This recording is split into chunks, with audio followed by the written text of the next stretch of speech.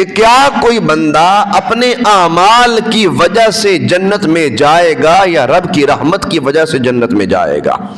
ایک روایت سنیے، اور یہ روایت صحیح بخاری کے اندر 2 مقامات پر ہے، حدیث نمبر 6463 اور حدیث نمبر 6467۔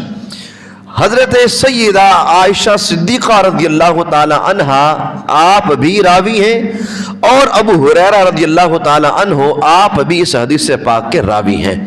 نبی مکرم صلی اللہ علیہ وسلم نے ارشاد فرمایا، لن ینجی احدا منکم عملہ، کہ میرے غلاموں تم میں سے کسی کو اس کا عمل نجات نہیں دلا سکے گا۔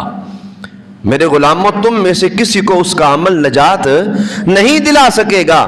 صحابہ کرام علیہم رضوان نے عرض کی، یا رسول اللہ صلی اللہ علیہ وسلم، یہ تو ہماری بات ہے کہ ہمارے اعمال ہمیں نجات نہ دلا سکیں گے، آپ اپنے اعمال کے بارے میں ارشاد فرمائیے کہ کیا اللہ آپ کو آپ کے اعمال کی وجہ سے جنت میں داخل کرے گا یا نہیں؟ سرکار دو عالم صلی اللہ علیہ وسلم نے جو جملہ ارشاد فرمایا، کانوں کے جو پردے ان کو کھول کے سنیے۔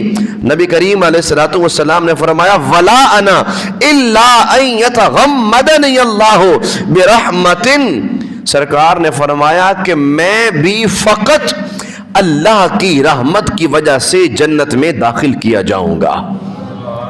تو یہ ہماری غلط فہمی ہے، ہم سمجھتے ہیں کہ ہم اعمال اچھے کریں گے، ہم نمازیں پڑھیں گے، روزہ رکھیں گے، زکاتیں دیں گے، حج کریں گے، نیک عمل کریں گے، اور ان عملوں کی وجہ سے ہم جنت میں چلے جائیں گے۔